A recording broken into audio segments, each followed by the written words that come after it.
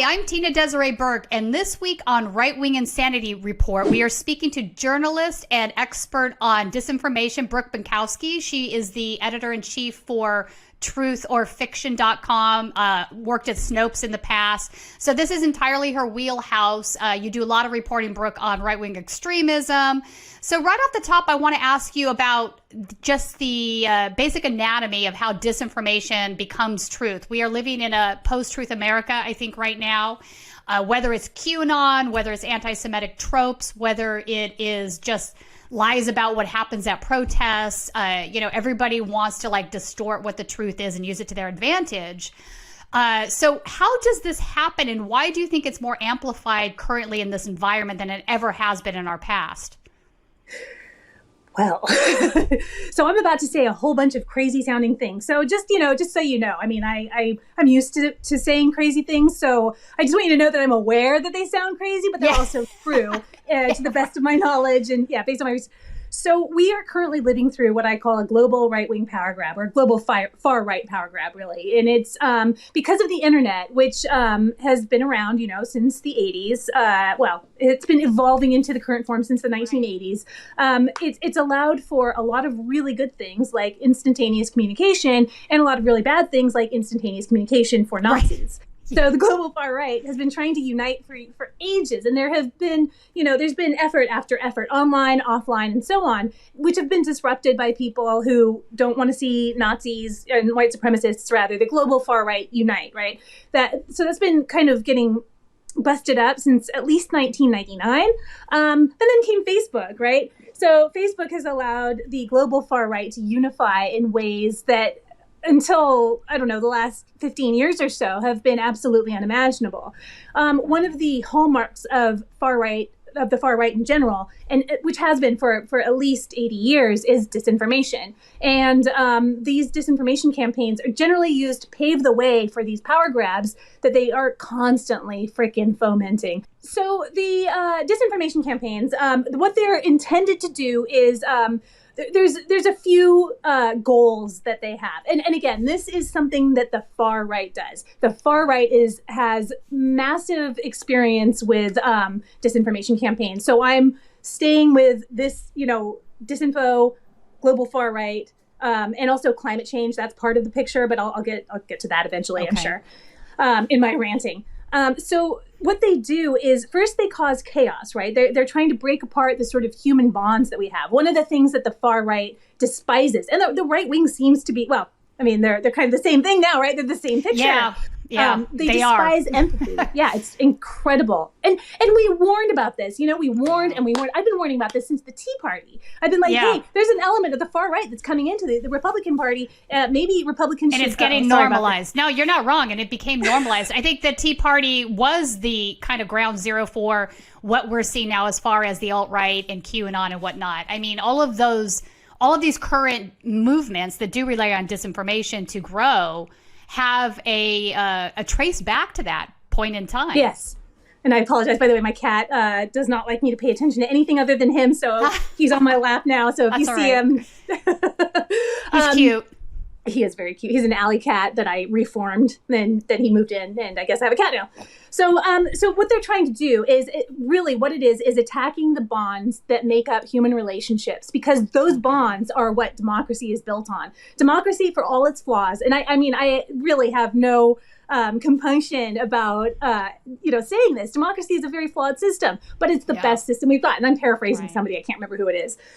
It's not my original thought, but it still is, and I believe in the power of the voice. I believe in the power of stories. I believe in the power of journalism. Like, these are my things. These are my values. So I'm a very big fan of democracy, and I want to hold on to it. Disinformation is there, and it's being seeded by the global far right. And the global far right is generally who is seeding disinformation campaigns, because disinfo, and I don't mean misinfo, I don't mean like honest mistakes. Right. I don't even mean intentional misinformation. Yeah, this is intentional by design. Deliberate. I always say the D stands for deliberate. I was so proud when I cooked that one up. I'm like, the D is deliberate. It's disinformation. And then there's malinformation, which is just like messed up across the board chaos. I don't hear that one very much, which is too bad because it's fun to say. But disinfo is also very fun to say. So these disinfo campaigns are there specifically to break these bonds between human beings, to to get us to lose faith in our democratic institutions, because what democracy really what it depends on is people believing in it. I sound so kooky saying that. Yeah, no, but it's true. Public support for these institutions is a necessary component if they're going to be successful. If you lose the public support, they can become destabilized. We see that happening now with SCOTUS, not necessarily because of disinformation, but because they're, choosing to politicize themselves. But yes, you're correct. Public buy-in, public support is really a necessary component for any democratic institution. Absolutely. And my whole thing is voice. Use your voice. I tell people this. Use your voice to keep your voice. You have to. Because if you don't, what's going to happen is bad people are going to go in and they're going to act like they're using democratic controls, and they're going to co-opt them, and then they're going to make them toxic, right? And then people will lose faith in them anyway. So it's like, keep calling, keep writing letters, keep sending emails, keep using, go on to, even though Twitter is awful and, chaos at the moment, go there and insult bad people. They can't stand it. They're so sensitive. It's wonderful. So you got to keep doing that. Just demoralize them, destabilize them, insult them, tell them they suck. This is what I want people to do. This is what I need people. We need people to do this, because these far right types, these personalities, really, really need to project an image of invulnerability, of toughness, of even of resilience, and they're not. And they can be, they could be the biggest snowflakes online, right? No, you're not wrong on that. So, far right instigators, I'm thinking of right now Jack Posobiec or Andy No. These guys intentionally do put out disinformation, right? Whether it's an edited video where they knew full well what happened prior, but they're only going to focus on this one thing because that is the lane. Contingent. The worst. Sorry. That's all right, but they have millions of followers. What is it about people that follow these guys? Why are they so much more open to being misled than other Americans are? So you know what I'm saying? So these are groups that you can tell them, because I've tried to have these conversations. When Jack kind of stole some footage from me and tweeted it out and lied about what happened, I called him out on it. And it was amazing, the responses that I got from his followers. You could show them the video of what came before and make it really clear what happened, and they would still try to find a way to say, no, you're wrong, Jack's right. And you're like, why is this? Because essentially we are in a new kind of war. We've been fighting a war since probably 2014, maybe sooner.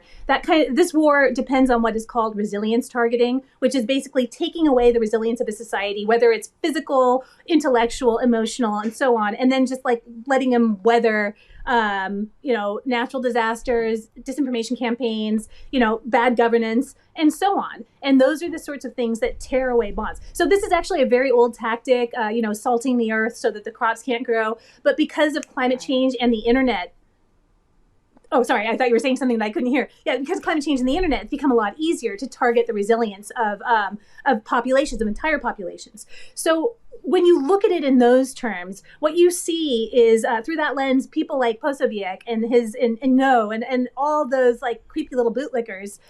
What they do is they're trying to target the resilience of crowds, of groups. They're trying to make people distrust one another. They're trying to make people distrust the public at large, distrust journalists. As far as why some people believe them, we have all. I mean, this is the sympathetic view. All right, this is a very the charitable view. Yes, it's sympathetic and charitable to a certain extent, because I do understand. I'm Generation X. I grew up in the 90s. I mean, I was born in the 70s. I reached adulthood in the 90s. I lived through all the stuff that Gen X people lived through. And what I can tell you is that, it's really easy to have absolutely no faith in any institution being Generation X and younger, too. I mean, millennials got nailed in different ways. Gen Z is just getting I mean, every day I'm just silently tell Generation Z, I am so sorry. My bad, our bad. We really thought we would have taken care of all this stuff by now, but yeah. So it's we're it's been pretty rough, and it's we're dealing with people who are in charge of things, who think it's still 1992 in terms of politics, geopolitics, and the climate. So people like Posobiec are taking advantage of it. The reason there are so many people, this is a really tricky question. It's a good question, but I have this theory that 30% of any population just wants to watch the world burn, right? So you get like 30% of the asshole contingent, right? The bootlickers, the ones who really need to be told what to do. And they're getting told what to do. And they're like, oh yeah. But then there's a lot of other people who are sort of situationally like that. They want to see it all burned down because, like, what has it ever done for us? What has it ever done for them? What has it ever done? I've personally had so many friends die because they had bad teeth, or like they got, sick. It was something that was curable, but they didn't have health insurance, like that kind of stuff. I want to see shit burned down too, not in that way, but I want to see the people who were responsible for this to have, there should be consequences. They've ravaged the generations that came after them. So I sort of see how that can be leveraged. I see how that can be turned into like utter toxicity. It also, there's a lot of... Well, Brooke, not to interrupt you, but there's definitely a link between the current levels of income inequality in the country and the increase in fascism and disinformation. I think that's definitely true. If you go into some of the Telegram rooms of these right-wing extremists, whether it's neo-Nazis, whether it's militia, whatnot, they can point out the same beefs that the left has as far as, job losses, as far as unequal pay, as far as, all of the things that we all see clearly as being problematic. The problem is their solution to that is one that is very toxic and bad for lots of folks, right? So it's like, let's blame Jewish people, let's blame Black people, whatnot. It has been so exciting finding out that I'm responsible for all this stuff, by the way. Sorry, go ahead. Okay, so I want to talk a little bit more about social media and how that figures into this equation. You brought up Facebook and whatnot briefly, and they're not, they have some, hate speech things and controls put in place to not have things run rampant anymore. I don't know how effective they are. But then you get into other apps like Telegram where there's no controls whatsoever. The only kind of sort of silencing of rooms you see is from either Apple and their blocking it on their devices, or Google blocking it on their devices. But Telegram's become a real hotspot for neo-Nazi and right-wing extremists, militias, whatnot, organizing. They go in there, they create their private chats, they have public chat rooms that you can join. And part of what they try to do, part of what the intentional disinformation is spreading anti-Semitic tropes that are you can verify as false, but that doesn't stop them from being part of the narrative, right? And I think part of that is to red pill people that they view as normies, right? So basically red pilling is like, I'm going to, first give you a little dose of why white genocide is an actual thing. This is what you would see like on the Tucker Carlson show. Then after you accept that as a truth, I'm going to give you the next phase of that, and that's that the Jewish people control the brown folks. Then after you accept that, I'm going to talk to you about the Turner Diaries and Day of the Rope. Mm-hmm. So, what is the anatomy of that from your perspective?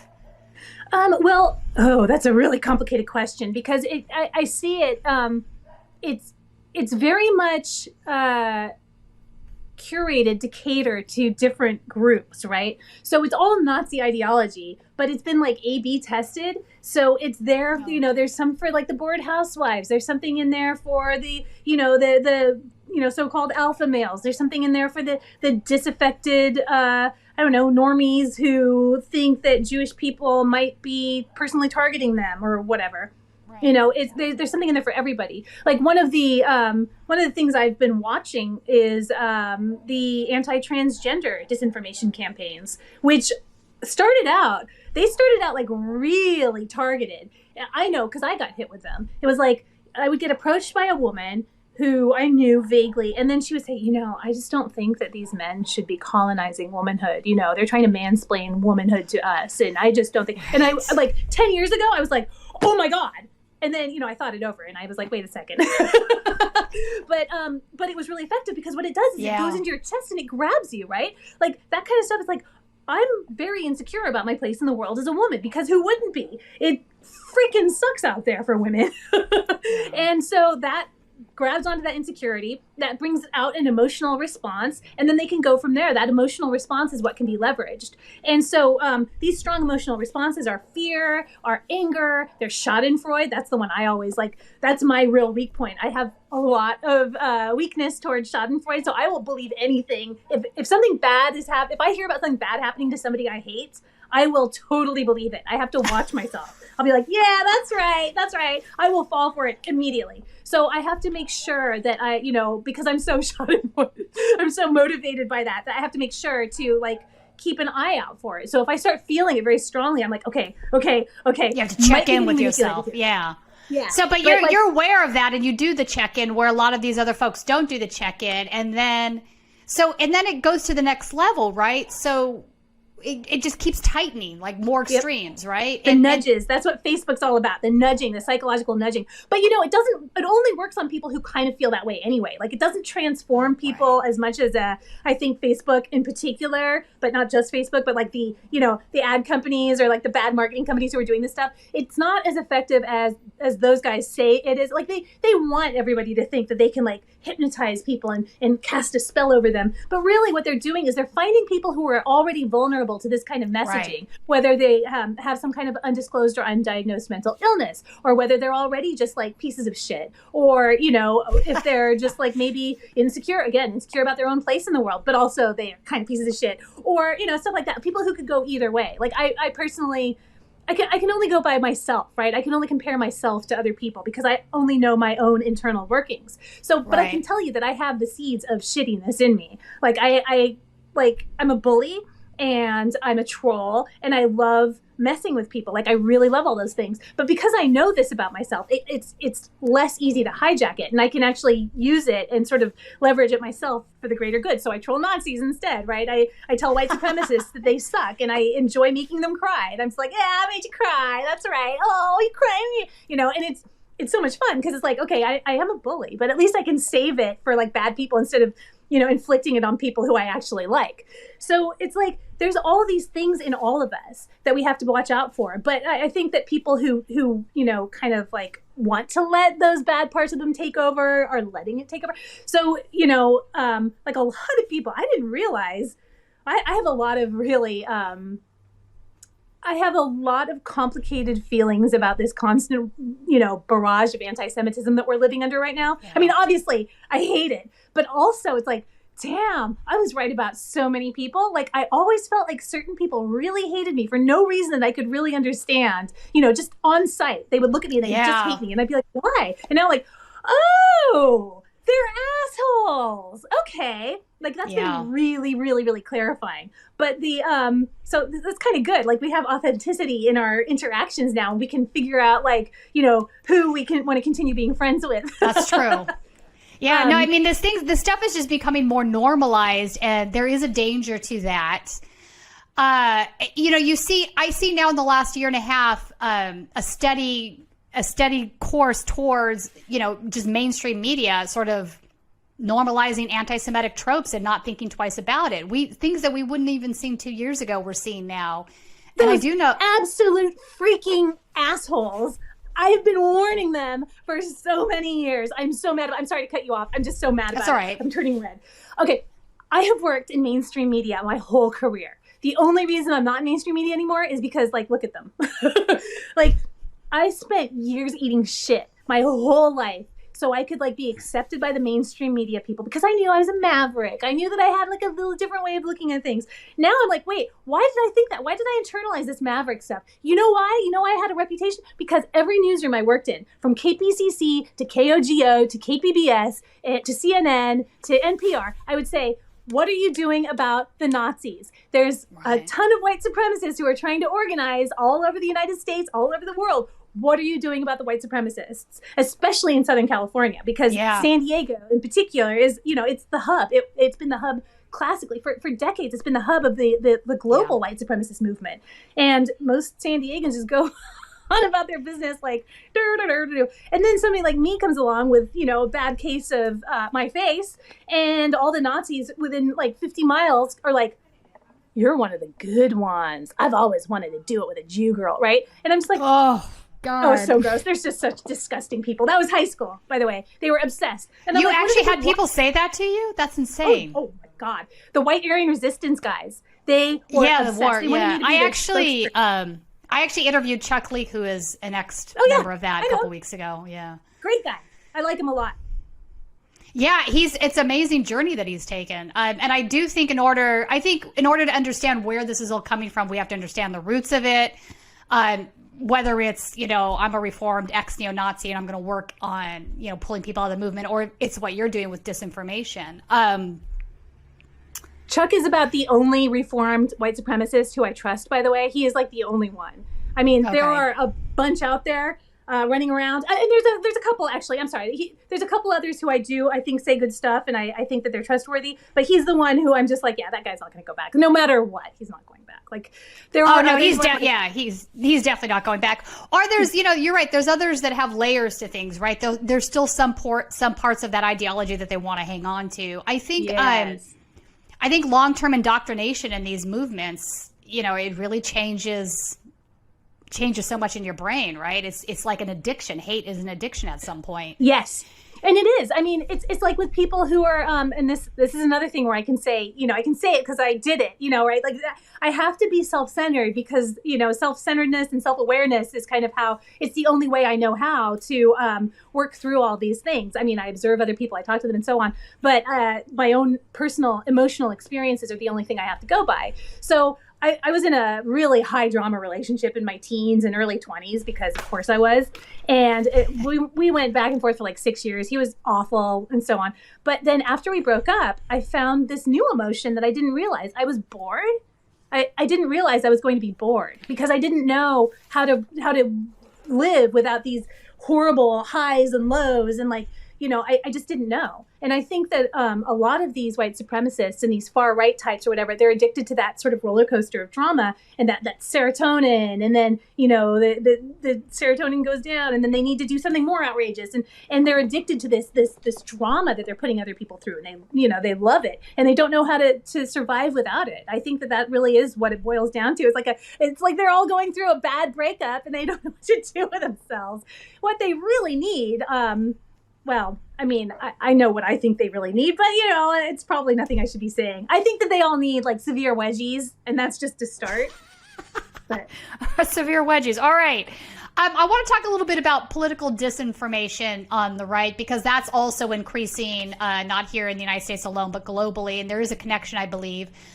We can take, for example, what's been happening in Georgia. Here you have Brian Kemp, who is now the governor. He was working with True the Vote to purge legitimate voters off the voter rolls prior to the last election. And I'm pretty sure True the Vote knew that these were legitimate voters. They didn't care. They want to suppress the vote, right? But then at the same time, the same group of individuals have no problem turning around and saying that was election fraud. Trump actually won the election.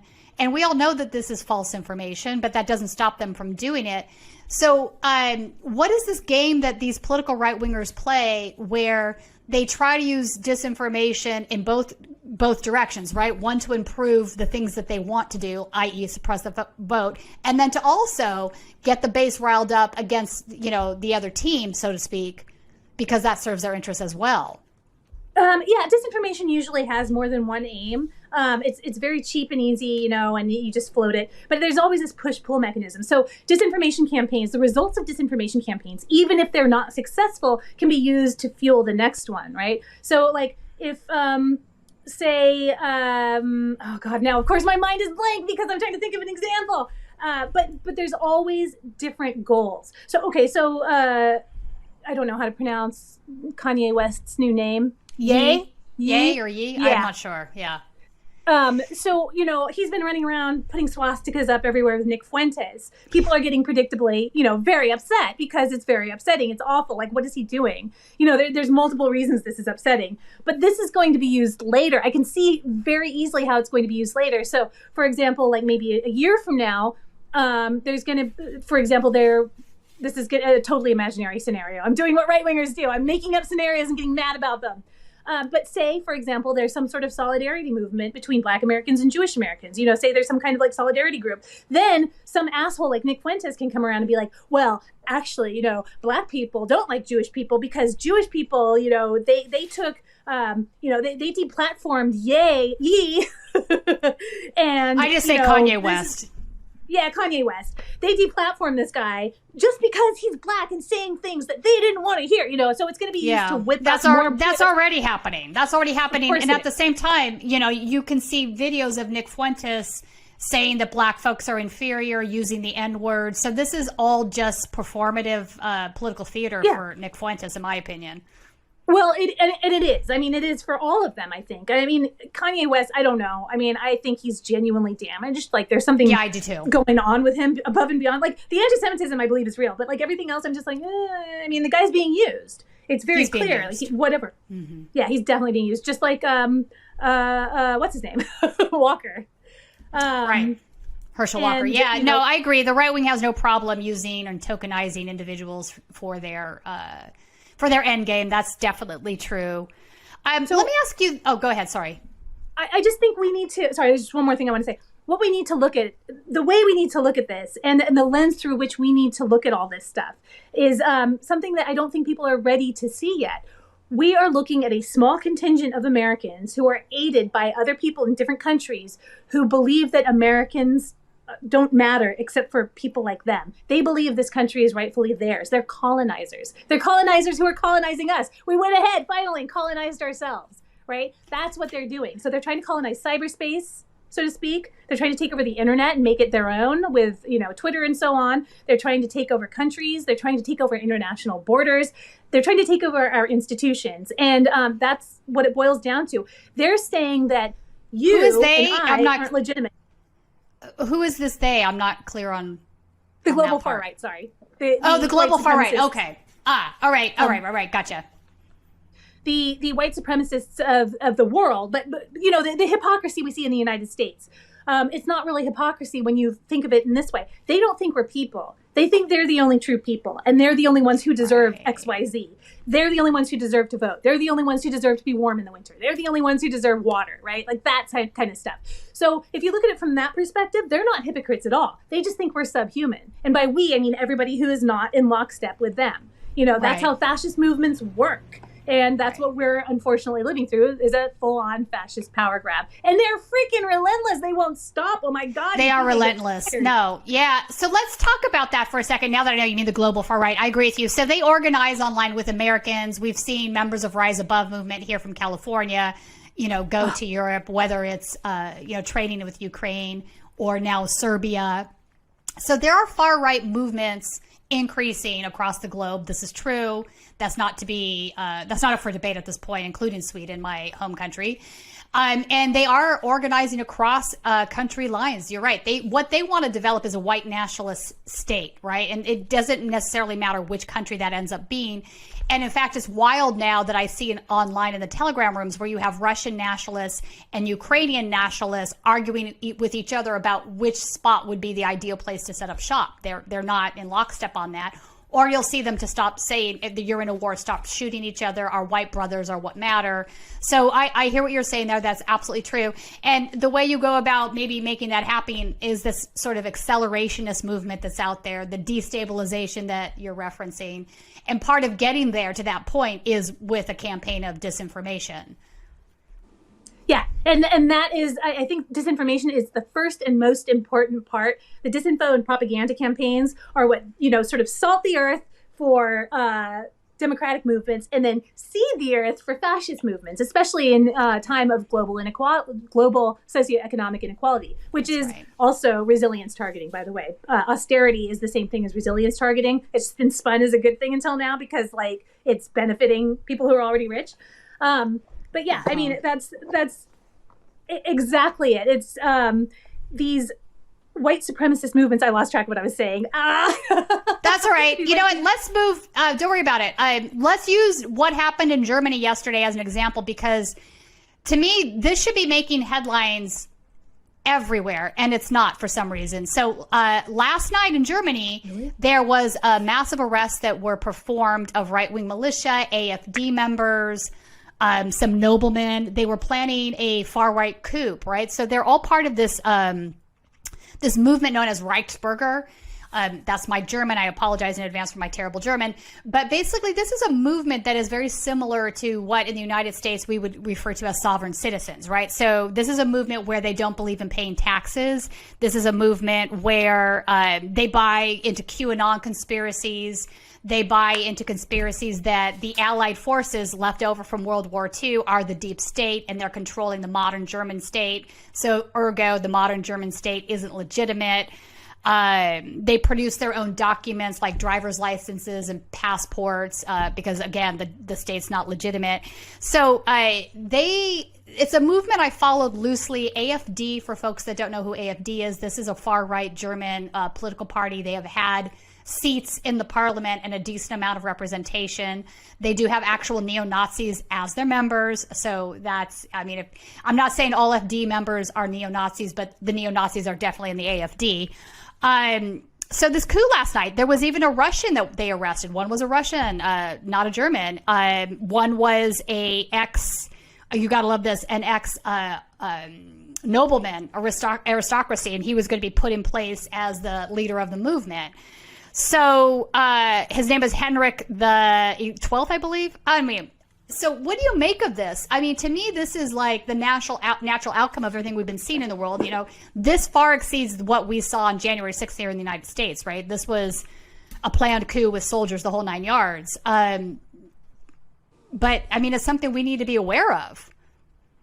Yeah. And, you know, I have a whole polemic about this that this is one of the things that I say where everybody just sort of gets quiet after I say it. But like, it seems very clear to me that they're after our national sovereignty in every country, they being the global far right. They want it all. They want the world. They think that they deserve the world, that it belongs to them. And, you know, for 800 years, they were right. And now they're not right anymore. It doesn't belong to them anymore. Fair. Colonizers. So what I believe this is where people are just like, oh, and then they change the subject because it is kind of an outrageous thing to say. But they're after our national sovereignty. They're doing it by trying to create new national identities and nationalistic identities. And they're actively trying to take over our national borders everywhere. So like in Ottawa, you had people going and blocking border crossings. You've got assholes down here all the time with their binoculars, you know, talking about national sovereignty, security, whatever, as they, you know, attack, you know, desperate families with children who are trying to get across the desert because people are after them in their home countries, right?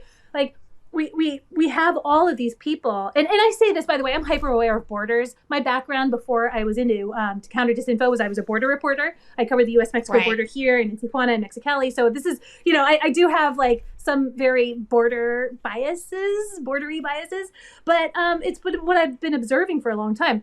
So the weird part, the part that everybody's like, is I think we need to reformulate our idea of national sovereignty in general. And we definitely need to start talking about what borders mean to us. We have to start talking about what geopolitical identity means to us, because they're coming for that. They're trying to co-opt it right this second. Well, they are co-opting it. They are co-opting it. That's the thing, because there is a vacuum for information of this not being discussed on the left, right? So they are definitely talking about it. I find it interesting that you're saying they're co-opting sovereignty, because I think that's an interesting way to put it, and it's true. Like, so again, when they talk about sovereignty, they mean that applies to white folks only areas, right? So, I mean, if you go back, even look at like some of the John Tanton stuff, you know, from 50, 60 years ago, he wanted to get rid of the 14th Amendment, right? So that would mean he wanted to get rid of immigration, right? Not just illegal immigration, all immigration, because he wanted it to be a white country. Not all immigration. Not Jared all immigration, Taylor.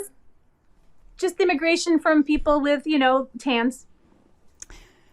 He was very pro-white immigration. Oh, he was towards the end. All right, so he did shift there, but initially he wanted to get rid of all immigration. But I do see your point. Yeah, so white immigration is fine if it's from certain nations, quotas from certain nations.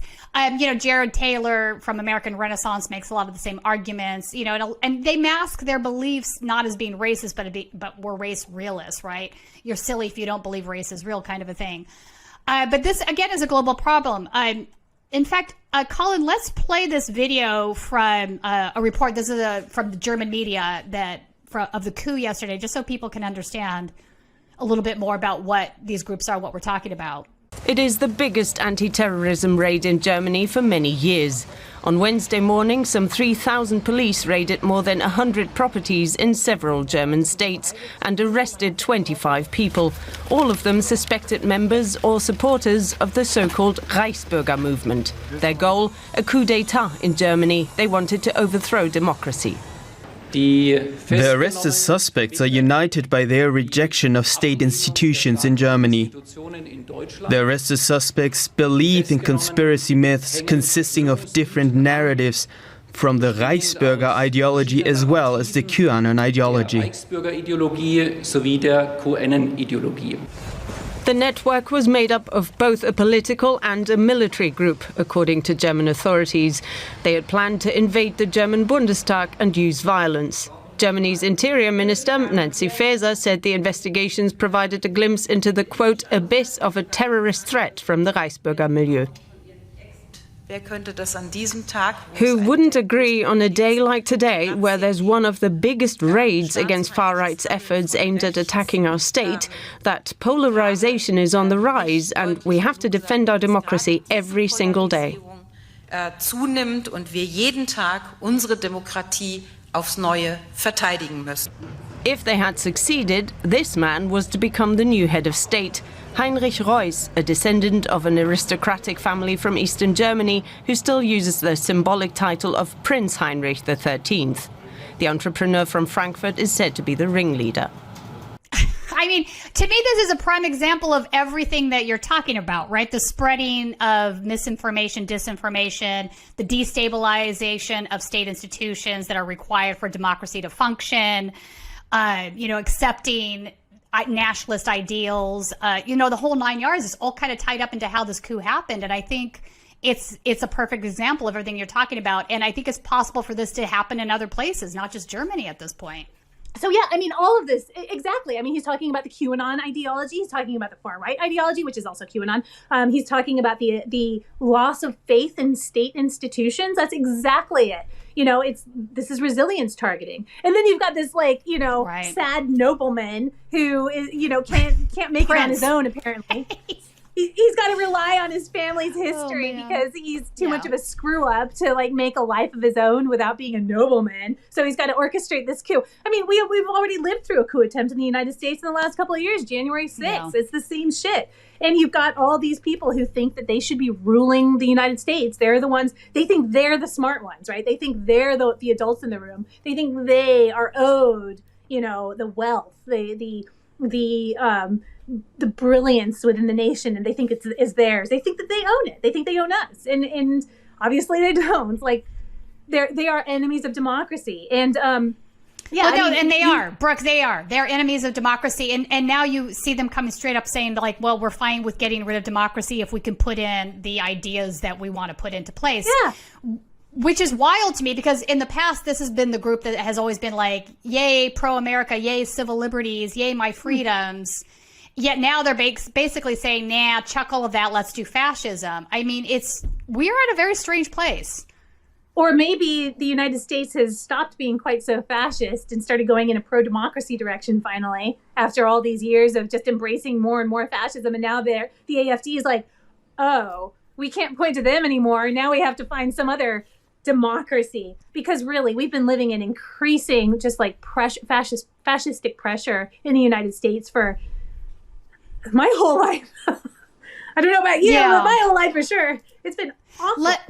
We're similar ages. I'm Gen X too. Let me ask you this. The money that funds this, I think this is part of the conversation. Obviously I didn't mean to sound like I was aging you, by the way. I thought you were younger than me. I'm sorry. No, not at all. I'm not. Thank you for that. I'm not offended. That's awesome. Good. I'm 52, so I think I might be older than you. I want to talk about the money that funds this stuff because I think it's part and parcel to this. In the German example, you see this is a prince, right? He's an ex-aristocrat, wants the power, wants to put himself in power, fascist government. Here in the United States, I'm not sure that there's much difference between Koch-funded operations, Koch brothers, or, various other billionaires that fund these things. They're all looking for power. and they'll do it by any means necessary, I think, at this point. So the guys that fund this stuff, I think they know full well what they are doing, and they do want to sow seeds of discord to destabilize democracy. They do want to sow seeds of discord to bring people to be their foot soldiers, so to speak. Like, let's get these guys riled up. Let's get them fighting in the streets, and get them to support putting my ass into the seat of government so I can extract more wealth from the country. And it's a really vicious cycle, because it's not clear to me that a lot of these individuals that get sucked up into these movements really understand what's happening. They don't. Literally useful idiots. That's the term, right? I mean, I don't, people get really like, they're like, ooh, you're calling them idiots. No, the term is actually useful idiots. But yeah, they're useful idiots. And I keep reminding people also, like, far right also means hyper corporate. Far right also means corporations run things. That's fascism. It's the far right. It's the same thing. Also, it's all in The True Believer. This book, The True Believer, I try to make everybody read it. It was published in, I think, 1951 by blue collar intellectual who he was a laborer who was also writing books on the side, and he observed these certain things about mass movements and the people who joined them, and he wrote a book about it, like describing them. That book, I'm convinced, was used as a blueprint for who Facebook was looking for initially with their Cambridge Analytica stuff. I really sincerely think they were looking for that, using it as a net. And he actually has a chapter, Eric Hoffer, the author, has a chapter in there about failed aristocracy and their role in mass movements. And also the failed creatives and, the kind of people who always thought that they should have a TV show someday. And now they're like all, live streamers and protests or whatever, Oh, God. Just propagandists. It's a lot, and it's increasing. Yeah, it's a lot, and it's increasing. I mean, the boldness is increasing, the brazenness, but I'm taking heart in that, because that tells me that they're getting more desperate, that there's fewer of them. Okay. They've done a real good job of killing themselves off with all the anti-vaxxer disinfo. So that was pretty cool. There is... eugenics. That's definitely part of the conversation. They've all bought into the anti-vaccine movement as well. They have strong blood. Right. The urine therapy thing was a thing that still had me to this day, where they were the QAnon groups that were doing urine therapy because that would keep COVID at bay. I'm not surprised to hear that. I knew that they were going to start doing that. So I spent years and years and years just reading this shit online, like in the fringe groups, because I thought it was funny and I loved it. And then later I was alarmed because people are like putting peroxide up their asses and things like that. But they always went to urine therapy eventually. It's like urine therapy, peroxide therapy, and enemas. Yeah, it's just so weird. Pee and enemas. They just really... Oh, but they were not just drinking the pee? Wait, hang on. They weren't just drinking the pee. They were drinking it, but then they were also pouring it in their eyes and some other things. Like, it was just... Yeah, that's what they do. And enemas, I'm sure, because they love putting things up their asses. See, that's the other thing. We need serious, mental health care in this country. We definitely need universal health care. We need all these things, because there are people running around who are just out of their, gourds. And I'm not saying that to shame them. I'm saying that they are very vulnerable to this sort of ideology. There's that guy who was over... Clearly. Oh my God. They are. Hmm? I said clearly they are. There's more... I need more information. What happened in Pennsylvania? There was a guy, I think it was Pennsylvania. I can't remember which anti-Semitic incident this was, but there was a guy going to, maybe it was New York. He was going around screaming at little kids as they were getting picked up from school, from some Orthodox Jewish school, I think, by their parents. And he was calling them anti-Semitic names. And he, yesterday I was reading, he was in court yesterday, and I heard that he flipped off the judge and then he mooned another judge. I heard that. I don't know how true it is, but the flipping off part was true. And he got his bail revoked over it. And then all this stuff came out about his history, right? And the guy is clearly just he's just an angry, unstable guy. Right. And not just, but he's an angry, unstable guy for whatever reason that has nothing to do with anti-Semitism, that has nothing to do with racism, that has nothing to do with, whatever. He's got stuff going on in his mind, and he is ready to pop. And now he's got he's being flooded with stuff going, blame the Jews, blame the Jews, blame the Jews, right? So it's that's what's happening too. There's a ton of people who are just very, very unstable, who aren't getting the help that they need. They're really angry. I don't disagree. Clearly. Yeah. Yeah. And then there's people going, you know whose fault this is? So, I was down there covering an event in El Cajon that was being hosted by a Zionist group and Mike Pompeo. It was basically a bunch of Christian fascists. There was a counter protest.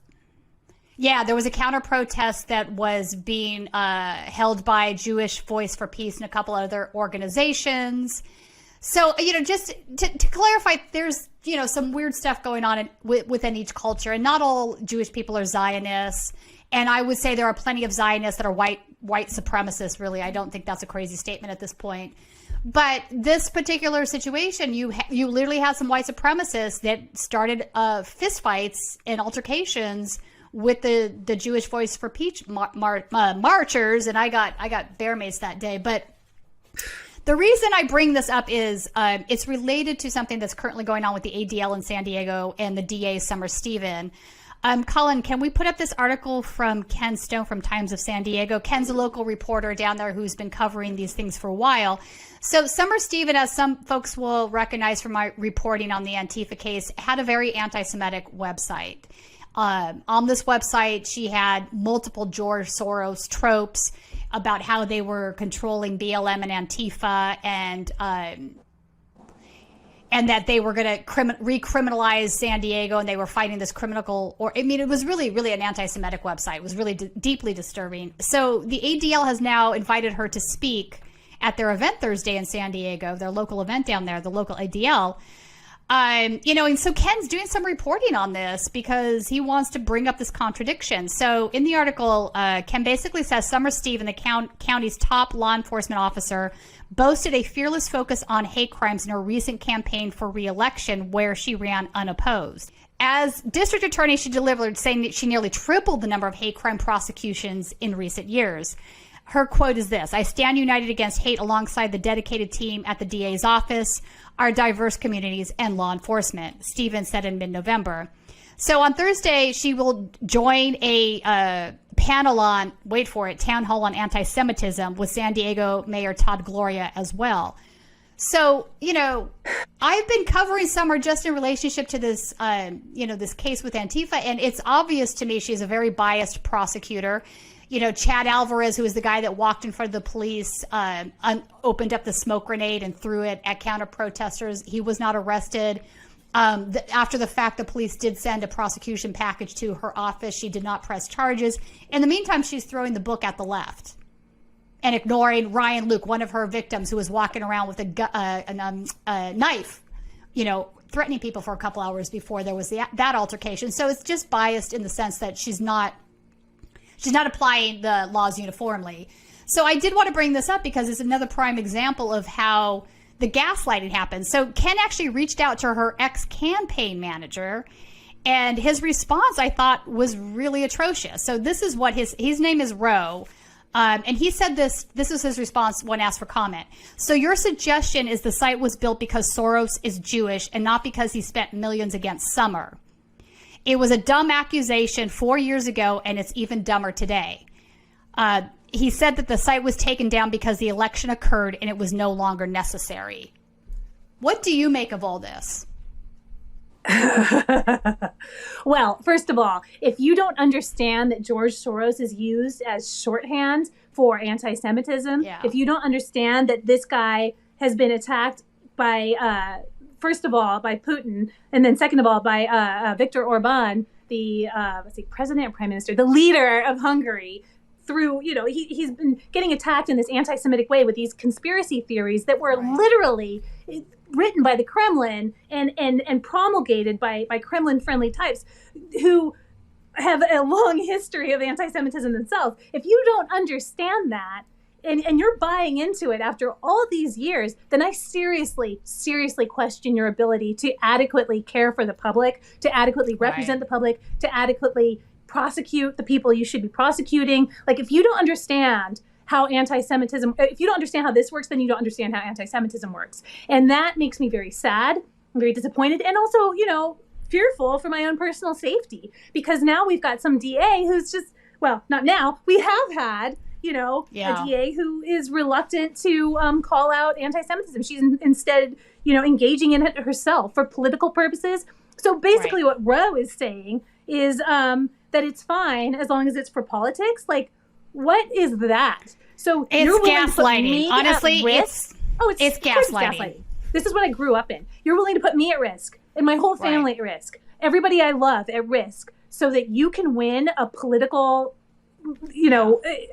and yeah, it was. It's frustrating because if Roe wanted to focus on the billionaire money and millionaire money and corporate money, dark money, whatever money is coming into these campaigns, he could do that. He's not doing that because Summer has taken also a shit ton of money from right-wing organizations and right-wing wealthy individuals. So this is like pot, meat, kettle. This has absolutely nothing to do with the fact that George is a millionaire and gave the campaign money whatsoever. So it is a trope. It is anti-Semitic. You can attack billionaires without making it, this anti-Semitic trope about George Soros. That's just not true. Listen, he's an investment banker. There are plenty of reasons to legitimately criticize that. I get that. But this is not that. This is something entirely different. We could put up, and in fact, at the top, I think if you click through, you can see the website. I mean, there's a photo of him, and he's in a chair, and he's right in front of like an anti-fascist banner, people in Black Bloc, BLM. So she's definitely trying to tie these things all together, which is a very sort of. It's a very, very, very old trope, and it was used in the 50s. It was used in the 60s, and it's disgusting that it's being weaponized. It's insulting to Black people. It's insulting to Jewish people. It's insulting to every ethnic group that is affiliated with like human rights movements. Right. Basically, what this conspiracy theory is saying is that Jewish people are responsible for like Black Lives Matter movements and so on. Just like they said that's about the Freedom Riders. And what they're saying two things. First of all, that Jewish people are master manipulators. The tentacles are everywhere. But second of all, they're also saying that people from specific ethnic groups, such as Black people, such as Latino people, they just have solidarity. They are incapable of organizing on their own. Like, is that what they're trying to say? Like, they're just children who need to be led? What the? Brooke, I think there's more to it than that. I think they actually can't imagine a world in which marginalized groups band together against white supremacists and neo-Nazis. There's a reason that Jewish attorneys were helping the Freedom Riders, right? There's a reason when you go to a BLM protest line, you're going to see Jewish folks there and also brown folks standing in solidarity. It's not because there's some grand conspiracy about control. It's because these are marginalized groups that have suffered at the hands of white supremacists. Yep. So there's a second article, Times of San Diego, that I sent you, Colin. If you can pull that up, that's where the George. So this is a screenshot from her website, and I do want to read this. So basically, it says anti-law enforcement money is coming to San Diego. Billionaire social activist George Soros has brought his war against law enforcement to San Diego, and he's spending more than $1 million to support anti-law enforcement candidate Genevieve Jones-Wright for district attorney. So two things here. Genevieve Jones-Wright is a Black individual, so this is also very racist in my opinion. Secondly, notice in Ken's article when Roe made comment, he basically said that it was $420,000 that was sent in campaign contributions. That's the number he gave to Ken when he reached out for comment. And the website, it now said, this was from previously, it says more than $1 million. So those are two different sums of money there, bro. What's going on here? Also, look at I know you sort of brought this up earlier, but like, I just want to call attention to this, this is intended visually to invoke white supremacist trope, a meme, specifically a very, I can't remember what the name of this trope or this meme is, but it's a very anti-Semitic one where it shows this man who's like, and he has this big nose, this huge hook nose, and he's doing this, and he's just like got this evil expression, and it's like this anti-Semitic, I'm going to control the world type thing. It's like this medieval tradition that these freaking backwater. Oh, also let me mention, I got you there. Let me mention this. Let me correct myself because I pulled up the old article. So this is actually Ken Stone correcting his lies. Thank you, Ken Stone. So iNewsSource said Soros pumped exactly $402,000 into the Jones-Wright campaign. So Soros donation was $402,000. Roe is maintaining it was millions over $1 million. So there's a disconnect there. So that was Ken correcting that. I wanted to make sure I read that correctly. So Either way, we see the point here is that she's bringing up this trope. He's connecting it to being, not supporting criminals, which is literally what he's saying here. And she should apologize for this because it's deeply anti-Semitic, but she won't even acknowledge it happened.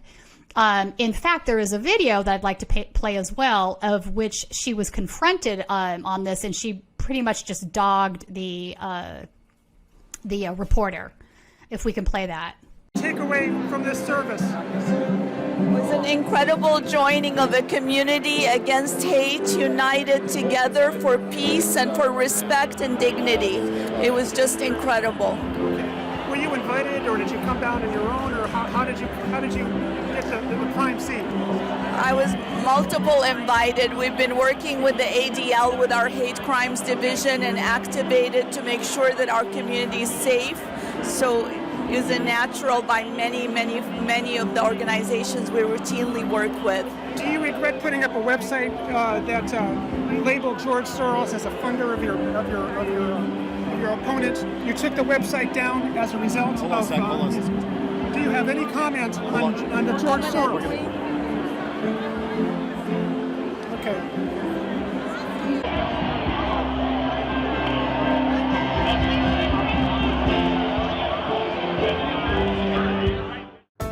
So, yeah, that's what's going on there, too, as well. So I wanted to ask you, what other things have we not touched on today that you think are really important that people should be paying attention to?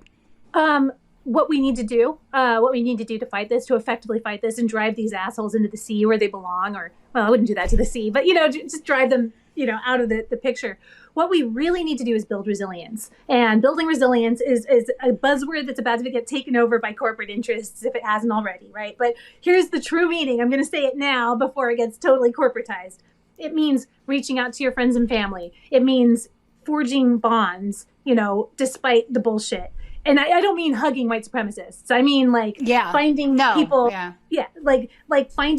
finding solidarity among people who are like you, who believe what you believe, people who believe that Nazis should not be running things, stand against them together, help people out, involve yourself in mutual aid. All of these things are building resilience, building emotional resilience, building socioeconomic resilience, and they are important. We have to fight racism. We have to fight misogyny in all its forms. We have to really, really empower the news industry. Journalism is suffering mightily right now, and that is going to, building up journalism we're supposed to be the firewalls between disinformation and the public at large. There is no more firewall because we've all been fired. Me and my coworkers are doing what we can from Truth or Fiction, but it's like, oh my God, it's like trying to bail everything out with a spoon. Although we are seeing things working, and that is really amazing to see it actually start working.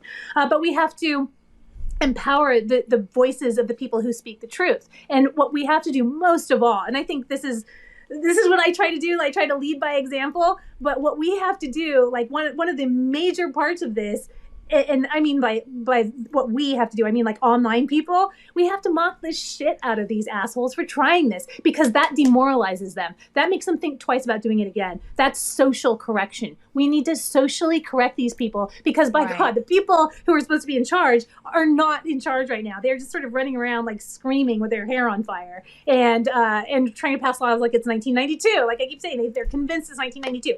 And we have to pressure them as well. The lawmakers who listen to us, or pretend to listen to us, we have to force them to actually listen to us. We have to send them letters. We have to make phone calls, send them emails, harass them, heckle them. Not harassing, going to their house and blowing things up, but harassing them hey, why aren't you doing anything about this? Hey, I emailed you 3 days ago and I never got a response. Why not? We need to start demanding responses from the people we elected to lead us. And we have to start demanding accountability from news organizations as well, because we, news organizations, news people, we work for the public, and a lot of journalists seem to have forgotten who we work for. The people who pay us are not the people who we work for. We are unique in this regard. So we need to remember who we work for. We need to remember that we are independent voices, and we need to use those voices so that we can save democracy. And then whatever comes next, we can be ready for. But we have to build our own resilience. And that is done by, again, strengthening social bonds, fighting misogyny, especially fighting racism and anti-Semitism. You can see how it's used as a wedge, and how anti-Semitism in particular is used as It's like racism for it's novices. used as a way to like, well, because they're using it to pull people into their fascist movement, right? It's that whole red pilling thing that we talked about earlier. There's that, but it's like I've been wondering about the mechanics of it, and I think because I've always had.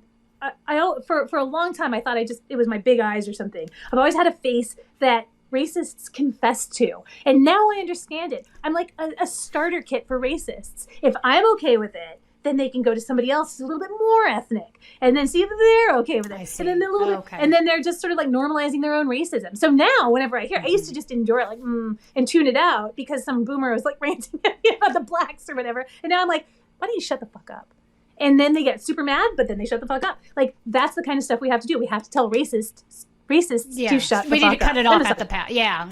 Obviously ignoring it has not made it go away. I think, and I also do think there is a balance to giving something oxygen to. I mean, there's a way to face it without making it sensationalized, right? So sometimes sensationalizing things can make it worse. But no, I think ignoring offer proper context. Absolutely. Right. Ignoring, like that stupid list that was going around. Elon, I was on that list. So was I. And like I saw people freaking out about it. It's like, no, you're giving it oxygen by freaking out. You make fun of it. Make fun of it. Well, how do you not make fun of it when they also had the CIA, FBI, and Sesame Street on there? Come on, guys. Then weirdly, those ding dongs. it was a very funny list. But then they narrowed the list down, I'm in that Telegram room, so I was like watching this. Then they narrowed it down to like maybe 25 accounts, and I'm like, oh, they narrowed it down. Let me see who the 25 are that made it out of the 5,000. I'm like, fuck me, I'm still on this list. How am I still on this list? I'm like, damn it. Oddly, it's me and Bellingcat of all publishing, and then actual anti-fascist accounts on Twitter. So I was like, cool. Okay, who did I piss off? I'm not sure. Who knows? Anyway, it's very bizarre. Take it as a compliment. Yeah, take it. Well, I just thought it was so. I mean, everybody was taking this seriously. I'm like, how are you taking a list of anti-fascists seriously that includes the CIA and FBI? Can we just have that conversation? That's just ridiculous. Those known anti-fascists, the CIA and the FBI. That's right. I'm like, I mean, the FBI could understand only because they are prosecuting a lot of the January 6ers and Nazis and whatnot. So that I could understand, but the CIA? Come on, man! Like. The They're CIA not fomenting is enough violence in other countries. Yeah, what's happening here? The CIA is Antifa. Anyway, that will never not be funny to me. It will never not be funny. But you're right. Some people were like, I need to hide. And I'm like, nah, you don't need to hide. It's fine. Yeah. I mean, presented in this proper context. It's a bunch of assholes being assholes. Like, don't get freaked out. Being idiots. Why are you they're just being on a list in 2022? We're all on lists. Yeah, probably. That's probably true. Anyway, Brooke, I thank you so much for joining us today on Right Wing Insanity Report, talking with us about disinformation campaigns and how they come to be and grow and whatnot. So if people want to follow your work on Twitter, what's your Twitter handle? And then your website is Truth and Fiction or Truth Not Fiction? Truth or Fiction. Truth or Fiction. Okay. You can follow me at Brooklyn Marie. I totally apologize for all the shit posting. I've also gone over to Mastodon. I'm Brooklyn Marie at mastodon.lol.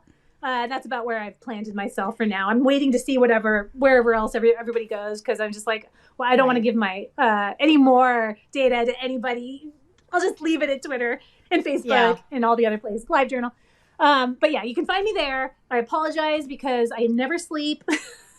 I'm a news junkie. I actually appreciate your shit posting because most of the time it's really funny.